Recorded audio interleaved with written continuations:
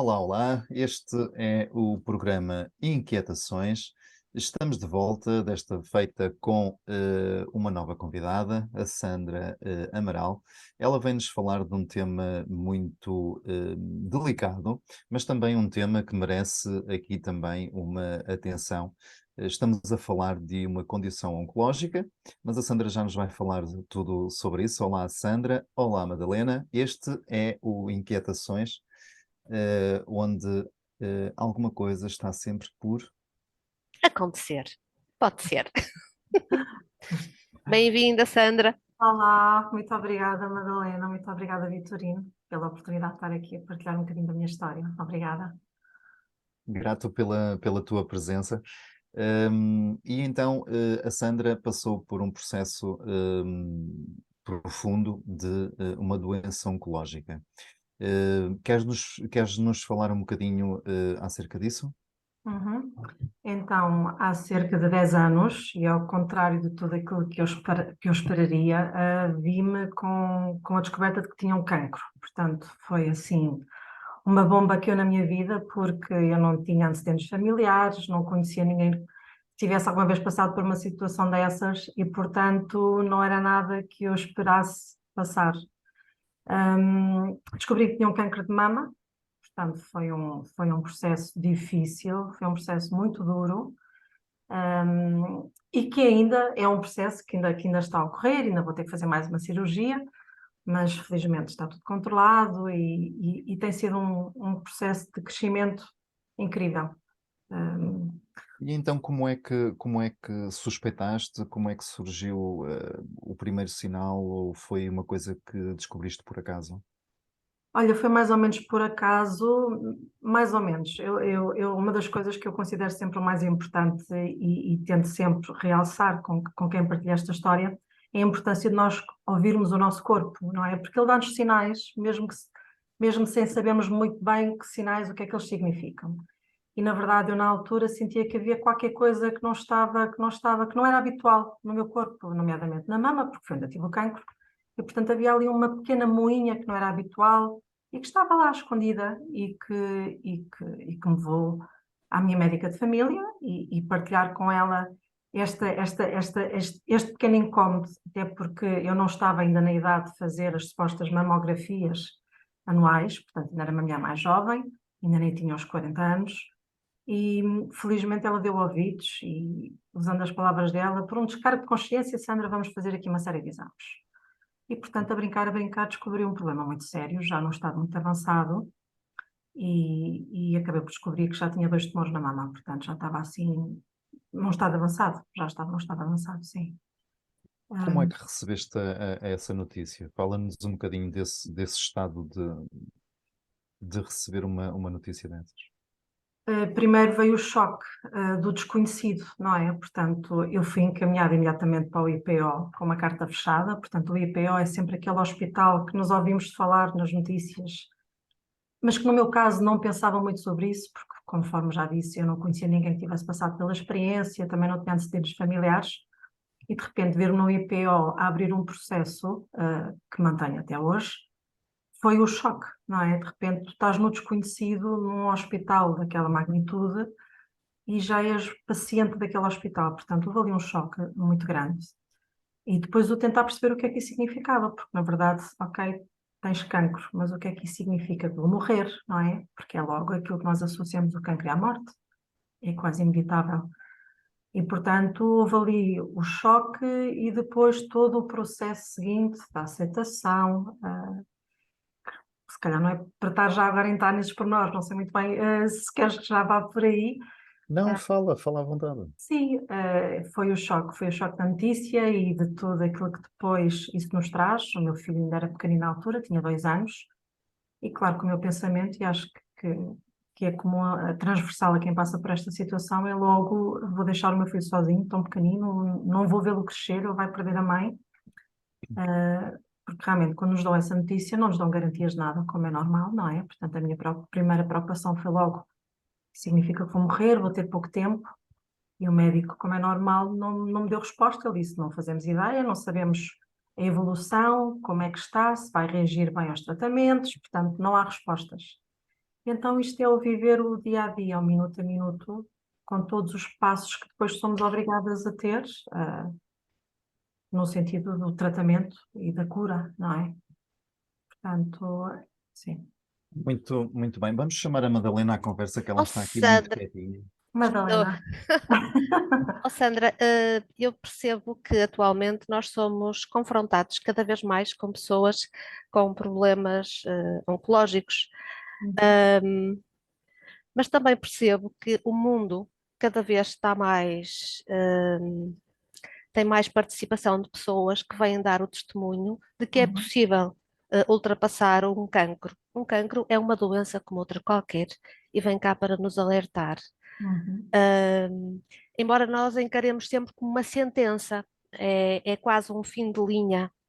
Ó Sandra, o que eu te peço mesmo é que venhas mostrar que um cancro não é o fim de linha e De que nós todo. temos capacidade para dar a volta a isso e que estamos cá e temos poder para isso. Sem dúvida nenhuma, sem dúvida nenhuma. E o objetivo mesmo de eu estar aqui a partilhar é esse mesmo. Portanto, eu só dei aqui um bocadinho o feedback, o que é que eu sentia há 10 anos atrás, porque realmente era o desconhecido para mim, não é? Claro. Mas felizmente o meu processo até aqui foi precisamente o contrário. E é precisamente isso que a Madalena agora referiu, não é? Que é possível, que realmente o cancro, e no meu caso, considerei isso como uma experiência positiva de crescimento muito grande e de autoconhecimento acima de tudo. Portanto, não foi uma experiência que eu levo com mágoa ou que carrego com dor ou que seja ao fim da linha, de todo. Foi, para mim, foi de construção, completamente de construção e de reencontro comigo própria, sem dúvida nenhuma. Portanto, para mim foi uma oportunidade, Madalena, e eu já tinha partilhado isto com o Vitorino. Eu, quando digo oportunidade, não é no sentido de tornar esta experiência pequenina ou de desvalorizá-la, Não, de não. todo. São processos muito duros, não é? E há processos, todos são diferentes. É no sentido de uma oportunidade, foi uma oportunidade para mim de me conhecer, de perceber o que é que eu precisava de fazer comigo própria, não é? Porque eu não quis lutar contra o cancro, eu quis me aliar a ele e perceber para onde é que ele me estava a levar, ou porque é que eu tinha um cancro, onde é que ele me ia levar. Portanto, foi sempre no sentido de construir e nunca, portanto, passado aquele primeiro choque, porque acho que é impossível nós não levarmos um choque de repente, porque percebemos que a nossa vida vai dar uma volta. Sim. Agora, o que é que fazemos depois com isso é que faz a diferença. É que faz a diferença, Madalena. Eu nunca me questionei, mas porquê? Mas porquê que eu tenho um cancro? Mas porquê eu? Ou porque não mereço de todo, não é? Depois do choque de ter percebido que, ok, tinha um desafio pela frente, veio o processo da aceitação, de eu perceber, ok, eu tenho um cancro, então e agora o que é que eu faço com isto, não é? Eu não quero lutar contra nada, eu quero agarrar nisto e transformar isto numa oportunidade para mim. E foi isso que eu tenho feito ao longo destes anos, não é?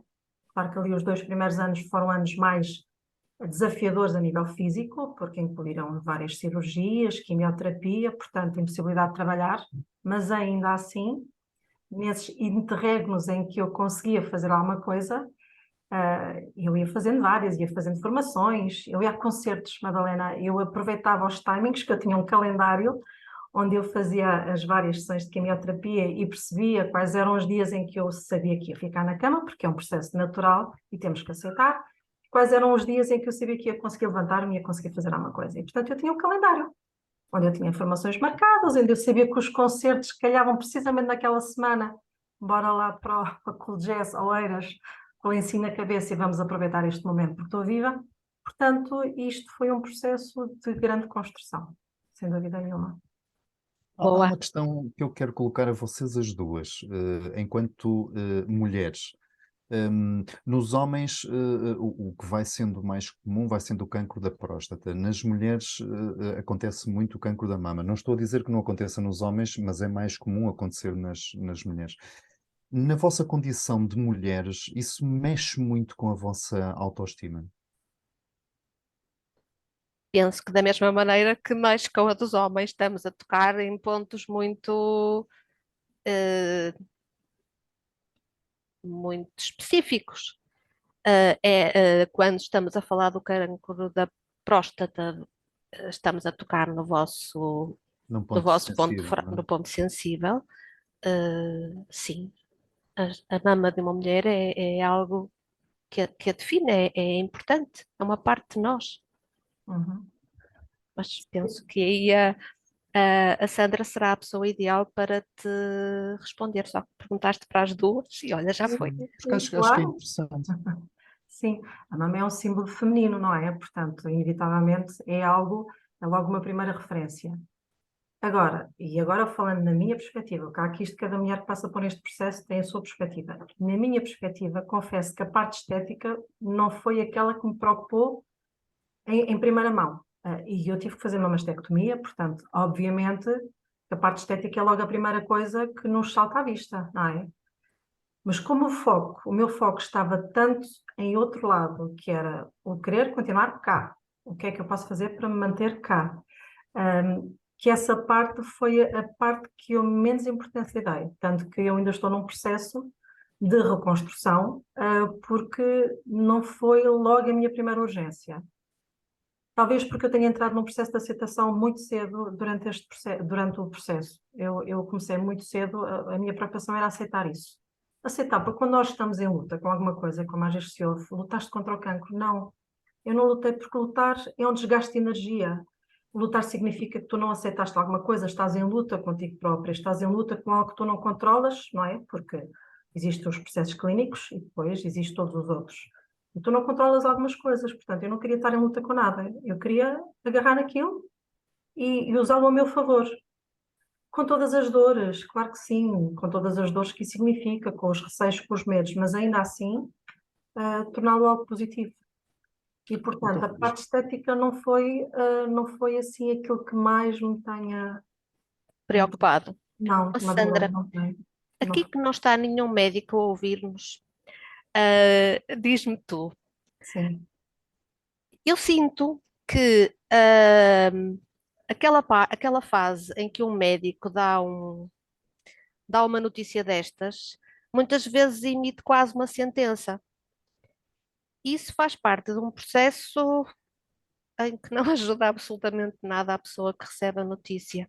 Sentiste apoio por parte dos médicos? Eles incentivaram-te ou foi aquela coisa? Pronto, olha, Sim, eu percebo o que tu queres dizer e eu senti isso na primeira consulta acima de tudo, porque lá está, para eles é uma coisa normal, eles vivem diariamente, constantemente com este tipo de notícias, não é? Portanto, e aqui deixa-me só ressaltar que o IPO para mim é um hospital incrivelmente humano, portanto, a minha experiência, lá está, foi uma experiência muito positiva e continua a ser, porque existe ali uma componente humana em todas as pessoas, nos seguranças, nas pessoas que nos atendem, nos guichês, nos auxiliares, pronto. A nível geral, senti-me apoiada. Claro que houve situações, e nomeadamente nessa primeira consulta, e reforço que fui muito bem acompanhada por médicos e continuo a ser, mas falta essa parte mais sensível da parte do médico, de facto, de nos dar uma notícia que nos vira o mundo completamente do avesso.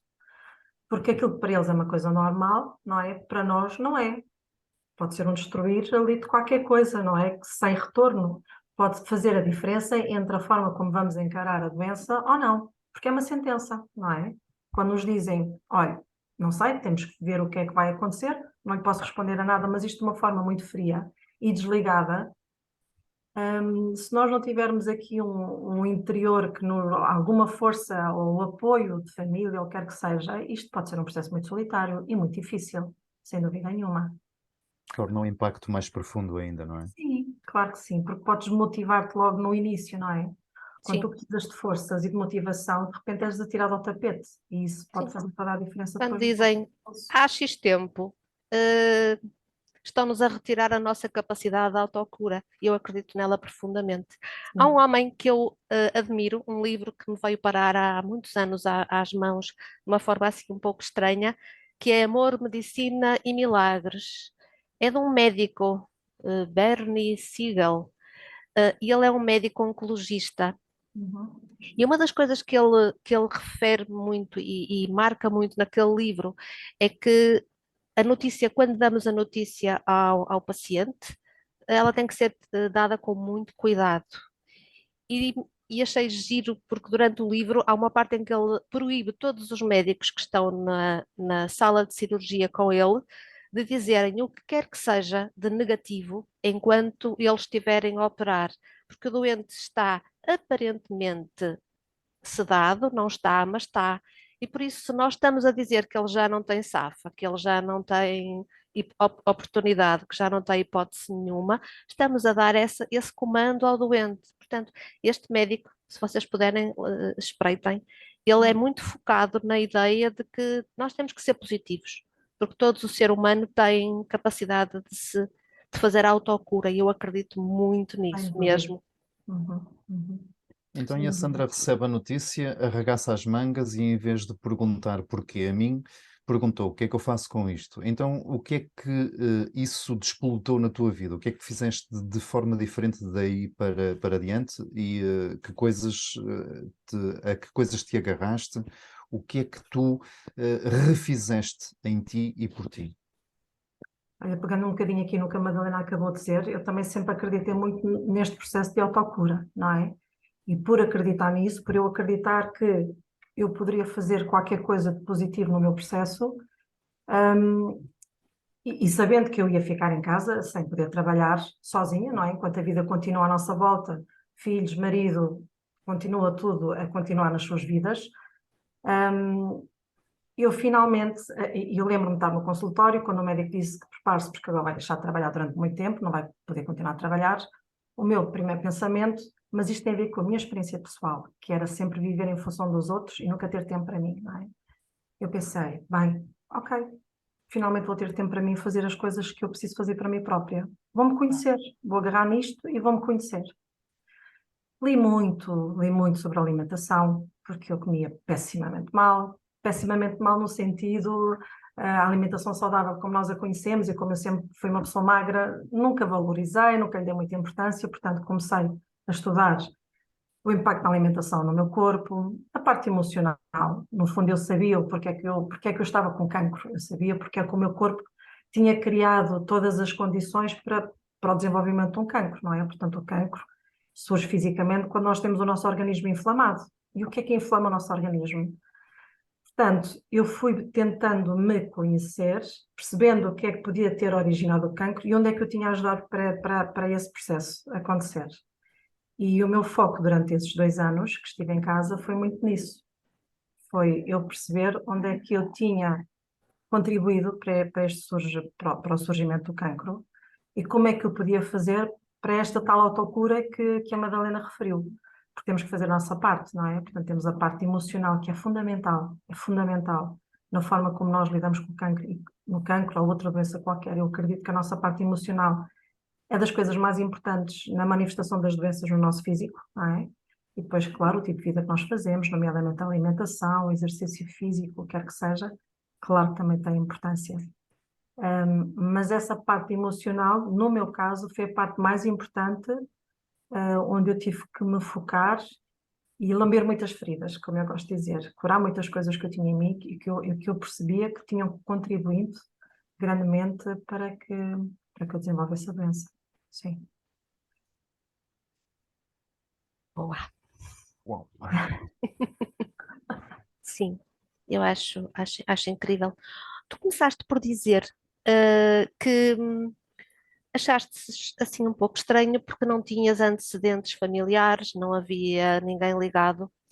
E nós levamos com essa ideia desde sempre. Sim. É como se a família teve, se a mãe teve, a avó teve, é quase é uma espécie de sentença, não é? E hoje tudo nos diz o contrário. É a Hum. epigenética do o Bruce Lipton, está sempre a dizer exatamente o contrário, que o facto a genética não determina se nós vamos ter esta ou aquela doença. Está lá, mas são a nossa forma de encarar a vida, a nossa forma de estar na vida, o emocional, como tu referiste muito bem, que determina se o vamos ter ou não ter. Mas não é isso que a nossa medicina está sempre a dizer, pois não.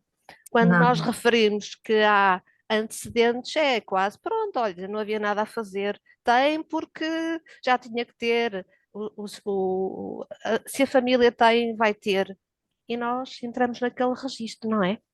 Exatamente. E isto, Madalena, às vezes eu paro-me a pensar, eu sou uma pessoa que naturalmente gosto de pesquisar, gosto de estudar, mas se eu não tivesse esta tendência, eu provavelmente ainda estava nesse ramo-ramo. de acreditar exatamente isso que acabaste de referir. Porque na altura no IPO, depois eu fiz um exame genético para perceber se era uma situação genética, nomeadamente também para sobrinhas, para o filho, não é? Sabia, e portanto, a resposta que eu tive foi que eu tinha tido um azar. Tinha tido um azar, portanto não era uma questão genética, foi um azar. E aquele azar, estão a ver, este tipo de informação não se responde que foi um azar. E então o que é que eu também fiz? Mas isso foi logo desde o início do que eu descobri que tive o cancro. Para além da medicina convencional, eu sempre fui muito de alternar com a medicina tradicional chinesa. E, portanto, encontrei nas duas medicinas o equilíbrio que eu precisava, não é? Porque a medicina tradicional chinesa mostra-nos o corpo de uma forma que a nossa medicina convencional não mostra. Mostra a importância das emoções, o impacto das emoções no nosso corpo, nos nossos órgãos, que a medicina convencional não mostra. Portanto, aquilo que eu fiz foi juntar estes dois conhecimentos fundamentais, mas que se complementam e nenhum substitui nenhum. Portanto, aquilo que falaste também agora do Bruce, não foi? Não me lembro do apelido dele. Também Lipton. estudei. Lipton, como o chá. Lipton, exatamente, Lipton. Também estudei, o Dr. Joe Dispenza também, portanto, Sim, foi a partir da minha autopesquisa, no fundo, de eu não ficar satisfeito que foi um azar, porque eu sabia que não tinha sido um azar, eu sentia que não era um azar, eu sentia que isto havia um motivo, não é? E foi a partir da minha autodescoberta, descobri, e felizmente hoje em dia temos a internet que nos permite escavar, se estivermos interessados, e descobrir imensas coisas, mas foi na junção dessas duas terapêuticas. Eu tive ali, confesso que tive ali uma altura, não é? Quando nós começamos a ler o que é uma quimioterapia e nós sabemos o que é a indústria farmacêutica, nós chegamos ali, às vezes, chegamos a um ponto que ficamos ali um bocadinho no limbo. O que é que eu faço, não é? Portanto, há tanta informação e a pressão de fazer as coisas para ontem é tão grande. Temos, como é que eu não sei se me estou a fazer entender, mas quase que me dava vontade de não fazer a quimioterapia, não é? Com tudo aquilo que eu estava a estudar e que me estava a fazer sentido e eu estava a fazer ligações atrás de ligações, mas por outro lado eu tinha uma espada em cima da cabeça que me dizia ou fazes agora, não é? Portanto, ou sim. largas isso tudo, ou vais de um caminho que tu ainda não estás segura, que estás a descobrir, mas que não estás segura. E claro que eu fui nesse caminho, com tudo aquilo que significa fazer uma quimioterapia, de uma forma negativa, não é? Porque deixa-nos sequelas e o nosso corpo não fica igual. Portanto, agora, ao fim de 10 anos, já me sinto a recuperar em muita coisa, sem dúvida nenhuma. Mas é um processo que leva algum tempo. Leva algum tempo. Também porque fiz medicação até o ano passado, portanto, tive 10 anos a fazer medicação. E ao aprender a viver com isso, mas lá está, mais uma vez, de uma forma positiva. Porque, por exemplo, esta medicação que eu fiz, que é o famoso tamoxifeno, que se faz, que é uma terapêutica que se faz, o famoso, porque eu digo famoso porque para nós é conhecido, não é famoso nenhum, mas é uma terapêutica comum depois de se ter o cancro. E realmente os efeitos secundários são avassaladores. E existe uma indicação inicial de se fazer de 5 anos, apenas 5 anos, apenas. No meu caso, como ainda era jovem, portanto, fim dos 5 anos que eu vou celebrar que finalmente terminei, eles disseram, não, calma lá, não faças a festa, que vais fazer mais 5. Portanto, fazes mais 5 anos. Não se, aquilo que eles me disseram, e só para nós termos noção do impacto deste medicamento no corpo, disseram logo, mas se calhar não vai aguentar, porque a maior parte das mulheres não aguenta fazer nem os 5 anos, porque realmente os efeitos secundários são tão grandes, isto é matéria tão grande depois de uma quimioterapia, que se calhar não vai aguentar, mas olha, vai ver até onde é que dá. E a Uau. verdade é que aguentei, mas lá está, aguentei pela forma como eu estava a encarar a situação. E por aquilo que eu pus na minha cabeça, por exemplo, eu nunca li a bula. Não valia a pena ler a bula, porque eu assim que abri a bula do comprimido, eu disse, se eu leio a bula, eu não vou tomá-lo de maneira nenhuma. Foi uma mentalização, ok, eu vou tomar este comprimido, o que é que este comprimido vai fazer no meu corpo? Até onde é que eu permito que os efeitos secundários cheguem? E isto é uma mentalização diária. Portanto, todos os dias eu tomava às 8 horas, religiosamente às 8 horas, o comprimido, e com o comprimido vinha, isto é para me curar, isto é para me fazer bem. Tudo o que venha a seguir, eu não quero. Não é isto que eu quero para mim. E claro que isto não é fácil, é um processo. Mas ao mesmo tempo é uma decisão que nós tomamos. Nós temos de decidir o que é que permitimos, o que é que nós queremos com isto tudo. não é só receber, não é? Eu não estou ali impávida, o médico diz-me que isto foi um azar e agora faz lá a medicação toda e eu venho para casa. Que se calhar acontece com muitas pessoas que não estão informadas, com muitas pessoas que não têm acesso à informação. E eu pensava isso muitas vezes, que isso é de uma violência sem tamanho. E esta minha urgência de querer partilhar a história de uma forma positiva não é para minimizá-la, lá está, que eu às vezes tenho um bocado de receio, porque às vezes até parece que estou muito entusiasmada a partilhar a história, não é para minimizá-la, mas é para se perceber que podemos viver isto de uma forma mais leve. Mas para isso temos que ter informação, não é? Uma das coisas, e desculpa interromper-te, uma Não, das não. coisas que tu dizes, e eu estou aqui já há alguns minutos com esta palavra na cabeça, uma das coisas que tu dizes, ou a forma como tu dizes, passa a ideia de que tu assumiste a responsabilidade sobre as causas, sobre o processo e sobre a superação da condição de doença. Achas que isso foi o fio de prumo que te levou a ultrapassar e a vencer todas as etapas até aqui desta condição? Sem dúvida nenhuma, Vitorina, é exatamente isso. Resumiste muito bem toda a minha história, no fundo.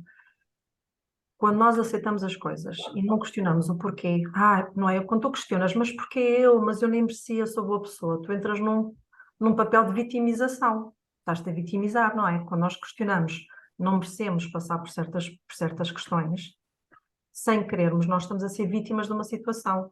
E se tu és vítima de uma situação, tu perdes o controle da situação, não é? Não te controlas a ti, ao processo, não consegues ver mais além, porque estás tão focado no teu processo de queixume, e que todos nós já fizemos isto em algumas fases da nossa vida, coisas diferentes que até nem têm nada a ver com a saúde, não é? Mas quando nós não aceitamos as coisas, lá está, estamos em luta, ou estamos num processo de vitimização, e portanto não consegues controlar nada. Eu quis fazer o contrário, que foi aceitar a doença e autorresponsabilizar-me, e quis perceber porque é que a doença tinha acontecido. Eu tenho a minha teoria, não é? E a minha teoria não foi aquilo que me deram no IPO. Claro. A teoria foi a parte emocional, que para mim foi o grande motivo deste cancro que eu tive, combinado com a má alimentação, sem dúvida nenhuma, e com mais alguns fatores. E, portanto, a autorresponsabilização levou-me a que eu encontrasse uma forma de me autocurar. Ou pelo menos, porque, por exemplo, eu nunca pus a hipótese da morte, passando ali aquele primeiro choque inicial, não é? Quando temos a primeira notícia, eu nunca pus a hipótese que ia morrer. Sei lá, foi uma coisa que eu nunca fiz. Não era uma hipótese para mim. A hipótese para mim era focar na cura. E neste processo de focar na cura, houve uma coisa que eu nunca fiz, e é das coisas que eu aconselho sempre, que é: não vão pesquisar histórias. A internet tem o bom e tem o mau. Portanto, a internet pode ser uma coisa muito positiva e construtiva na nossa vida, mas também pode acabar com tudo, não é? Eu, de repente, se for pesquisar câncer de mama, causas, consequências, aquilo é assustador. Pode ser assustador se não formos por um caminho mais certo, não é? E eu, quando entrei neste processo das cirurgias, dos tratamentos, eu nunca pesquisei como é que era o tratamento, eu nunca pesquisei as consequências, ou seja, eu vivi um dia de cada vez. Tinha que fazer, não tinha. Então eu queria criar o meu próprio processo. Eu só queria histórias positivas. As pessoas têm alguma tendência, como quando estamos grávidas, não é? As grávidas vão contar a experiência negativa de quando estiveram grávidas. Não é, É verdade. Madalena? Existe É. essa tendência. Tudo que for mau vem Coitadinha, parar a nós, sim. tudo aqui é mau. E, portanto, naturalmente, com o processo de cancro, havia sempre alguém que conhecia alguém que tinha passado pelo processo e que vinha partilhar. E a primeira coisa que eu dizia o resultado é positivo, é uma história positiva. Então não quero saber, não levem a mal, mas eu não quero saber. Eu vou fazer a minha própria história. O meu cancro vai ser o meu próprio caminho, portanto. Foi difícil, porque nós temos acesso à internet em todo o lado, e foi muito difícil eu resistir a não ir ver, por exemplo, uma coisa tão simples como é que era uma biópsia à mama, que toda a gente dizia que era uma coisa pavorosa, porque é muito invasivo. Eu, para além de fazer um não, tive que fazer duas no espaço de uma semana, e eu não quis saber como é que era, porque eu ia ter que fazer. Portanto, eu não queria ir já aflita a imaginar o processo daquilo que eu ia sofrer. Eu não quis sofrer por antecipação. Então eu não pesquisei nada. Isto pode parecer, se calhar, um bocadinho lunático, Até, não é? Pensarem assim, como é que tu não pesquisas? Como é que tu não te informas? Mas para quê? Uma coisa é eu informar-me para fazer uma escolha, não é? Uhum. Vou me informar, que é para eu perceber quais são os caminhos. Eu não tinha escolha. O caminho era aquele. Então, eu vou viver o meu processo. Fiz a primeira biópsia, foi desconfortável, foi sim, mas não foi aquele pavor que me fizeram. Tive que ir a jogo outra vez fazer a segunda, e a mais descontraída ainda, porque então já ia com a minha experiência e não ia com a experiência de mais ninguém. Estão a ver? Então, todo o processo, cirurgias, fiz duas no espaço do mês, quimioterapia, fiquei sem mobilidade nenhuma de um lado, tive que andar a fazer diariamente durante um ano, fisioterapia também lá no IPO, que perdi toda a mobilidade do lado direito. Foi um processo, um dia de cada vez. E isso permitiu-me também dar tempo, em vez de estar focada na preocupação daquilo que eu imaginava pelas experiências das outras pessoas que me ia acontecer, eu estava focada como é que o meu corpo estava a reagir, para que lado é que eu devia, o que é que eu estava a sentir, estão a ver? Todos os dias escrevia como é que eu me sentia, escrevia as minhas evoluções, o lado bom da coisa, como é que eu estava a aproveitar o processo, como é que eu estava a aproveitá-lo para mim. E, portanto, eu tenho, às vezes, dá-me uma nostalgia e vou ler algumas coisas, porque depois a memória também apaga outras, não é? E vejo que realmente, e fazendo um balanço de tudo aquilo que eu escrevi, porque eu adoro escrever, estou sempre a escrever, hum, foram sempre muito palavras de gratidão a Deus, neste caso é a minha linguagem, é aquilo em que eu acredito, de gratidão e de sempre de uma forma positiva. Portanto, todos os dias eram difíceis, mas eu não focava, ai que horror, hoje foi um dia péssimo. Eu pensava, ok, hoje foi mais um dia, amanhã já vou estar melhor. Isto era era o meu trabalho interior, era a minha conversa comigo própria. E, portanto, eu não trazia nada do hospital para mim, daquilo que eles me diziam, mas eu levava para o hospital, fazia o processo contrário. E acredito verdadeiramente que foi isto que me levou a estar aqui hoje e a partilhar a experiência convosco, não é? Até porque quando eu cheguei ao IPO eu já tinha dois tumores num estado muito avançado, não era um, tinha dois. E, portanto, era para ontem a urgência. E daí eles não me darem garantias de nada, que nem pensar, não podiam fazê-lo, não é? Obviamente, com o diagnóstico que eu tinha. E acredito mesmo, mesmo, mesmo, de verdade e de coração, que foi muita forma como eu vivi a doença que me permite estar aqui hoje, a partilhá-la com vocês também. A dinâmica familiar e a família teve alterações e teve um papel também no ultrapassar desse processo. Teve alterações, inevitavelmente, não é? Eu tinha o pequenote ali a fazer os 3 aninhos, aliás, ele fez os 3 anos no dia em que eu recebi o diagnóstico, foi assim muito marcante. E claro, teve impacto para ele, portanto o meu foco era tentar desdramatizar, e na altura com o pai também, era desdramatizarmos ao máximo aquilo que não dava para desdramatizar, não é? Porque ele, de repente ele vê a mãe, que é super dinâmica e sempre ativa a fazer coisas, caída numa cama, armada em mãe ruca, porque fiquei sem cabelo. E, portanto, na linguagem própria da idade dele e da compreensão dele, tentei brincar com a situação. É a mãe ruca, mãe agora anda, ainda por cima, eu trabalho numa escola e ele frequentava a minha escola, portanto, ele fazia o percurso comigo diariamente, era a nossa vida, portanto, estávamos sempre os dois juntos e de repente também desaparece desse processo. Portanto, claro que sim. E essa foi a parte mais violenta da história. Foi o impacto que isto teve no meu filho, e não só no meu filho, mas acima de tudo nele, e portanto ele hoje em dia já é um adolescente, e isso traz marcas profundas. Deixa o medo que eles têm de perder, não é? De verem a fragilidade, por muito que queiramos disfarçar. Não conseguimos disfarçar que estamos numa cama, não é? Não conseguimos disfarçar que naquele dia nem temos força nem para falar. Mas isto acaba também por ser uma lição de vida para eles, porque são coisas que fazem parte da vida, seja cancro, seja outra situação qualquer. A vida é isto, não é? É este looping de situações, de dramas que nos aparecem na vida. Isto acabou por ser uma grande lição para ele. Como é que se pode encarar uma situação tão difícil? E não tenho dúvida nenhuma que foi uma lição para ele, que lhe deixou marcas, mas que foi, que o molda, que o moldou de alguma maneira na vida dele e nos desafios que ele há a ter pela vida toda. Claro que sim. Mas eu aqui, só para terminar a pergunta que me fizeste, há uma coisa que eu sinto que faz muita falta e não senti na altura, que foi, nós realmente, as pessoas que estão à nossa volta, levam um grande arrombo. E falta acompanhamento para as famílias. Isso senti. Não tive noção na altura, não tive noção na altura, tenho noção agora, olhando para trás, que esse acompanhamento nas famílias é fundamental, porque eles não sabem o que é que hão de fazer, não é? Eles querem ajudar tanto, mas eles não sabem, a família à volta fica desnorteada, fica perdida, não se sabe Porque como às vezes é pode que ter agir. até, desculpa interromper-te, às vezes pode ter até o efeito contrário, porque eu já acompanhei meia dúzia de situações, e as pessoas ficam tão desesperadas, e às vezes a pessoa que está a passar pelo processo está a fazer das tripas coração, perdoem-me a expressão, Sim. para se superar e arranjar forças, e às vezes a pessoa lá à volta, mais próximo, quer tanto ajudar de alguma forma que acaba por sufocar um bocado a pessoa que está a viver ali no olho do furacão, não é? Tens toda a razão, sem dúvida. No meu caso não foi isso que eu senti, mas no caso do pai do meu filho, ele fez o melhor que conseguiu, não tenho dúvida nenhuma, e foi uma grande ajuda, mas ele sofreu muito em silêncio e ele precisava de ajuda também. Ele precisava muito de ajuda. E, portanto, mas essa informação não chegou, não é? De repente, ele não teve a iniciativa de procurar, porque ele estava focado em tentar manter a rotina com uma criança daquilo que era possível.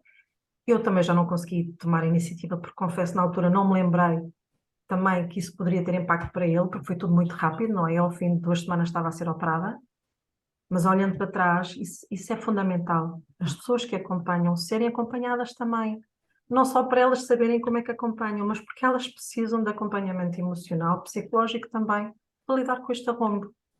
Ah, e isso foi uma das coisas que eu senti muita falta. E que ainda hoje em dia percebo que pode acontecer para aquelas famílias que estão mais informadas, que têm mais acessos a algumas coisas, mas outras famílias nem por isso. Quando tu falas, estavas a falar, eu estava-me a lembrar. Há uma senhora indiana, que eu não me lembro o nome dela, que acompanhou uma amiga com cancro e essa amiga acabou por morrer. Uhum. E ela ficou muito traumatizada com tudo aquilo que viu, com o que acompanhou da amiga e começou a comer tudo, mas tudo altamente eh, favorável. Eliminou toda e qualquer alimentação que a pudesse prejudicar. Eh, Estamos mesmo a ver que ela acabou com um cancro, não é? E ela tem uma história de vida também incrível. Ela chegou a ter tumores pelo corpo do tamanho de laranjas, estava em fase 4 e em coma, daquele lugar onde ninguém regressa. E ela agora que anda por aí a falar da experiência dela também, tal como tu, Sandra, ela diz que tem a certeza absoluta que quando ela comia alimentação saudável, a alimentação não era saudável porque ela comia com medo. O que ela comia era medo. E então era tanto medo, mas tanto medo, que obrigatoriamente ela acabou numa cama com cancro. Então, Hum. tu há pouco falavas da alimentação saudável e eu lembrei-me também dela, porque quando nós estamos tão focados em fazer uma alimentação saudável com medo de contrair doenças, aquilo é a mesma coisa que comer comida estragada, não achas? Completamente, completamente. E tens toda a razão, e por isso é que eu há bocado também referia que, claro que sim, que a alimentação é importante, mas a parte emocional, para mim, seja para qualquer tipo de doença, cancro, outras doenças também igualmente graves, para mim a parte emocional do ser humano é a parte mais importante. Portanto, isso é um excelente caso que partilhaste agora, não é? De facto, eu não fui a esse extremo, confesso que não Claro. fui.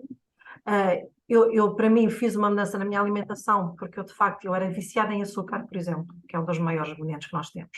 E Uhum. estou completamente viciada. Portanto, eu dei uma volta à minha alimentação de uma forma equilibrada, não é? Consciente realmente que eu tinha que fazer algumas alterações, não só para mim, mas também pela família. Não foi esse extremo, porque também não fui capaz e porque também não me fazia sentido e porque o meu foco era essencialmente a parte emocional. E viver em medo, viver com raiva, viver com ressentimentos, é dos maiores venenos que o nosso corpo pode ter. Uhum. Portanto, tão importante, ou mais importante que a alimentação, é cada um de nós ir às suas profundezas, às suas catacumbas, como eu costumo dizer, e perceber o que é que está lá. Porque nós temos muita coisa guardada, todos nós temos coisas guardadas, não é? E quando a vida nos começa a mostrar, seja sob a forma de doenças ou outra forma que realmente estás ali a manifestar qualquer coisa, tu tens que tirar para dentro. Claro que há coisas como deixar de fumar ou como isto se for feito, ou seja, agora falei no fumar, não era o meu caso, não era fumadora, mas há muita gente que, e há médicos que até aconselham, não deixe de fumar, porque isso vai ter um impacto na sua parte emocional. E, portanto, a parte emocional é a parte mais importante, na minha opinião, que não sou médica, mas segundo a minha experiência e aquilo que eu fui vendo, percebi realmente que a parte emocional é a parte mais importante. E os medos e todos esses ressentimentos e essas emoções, essas sim envenenam-nos e envenenam-nos e destroem-nos por dentro completamente.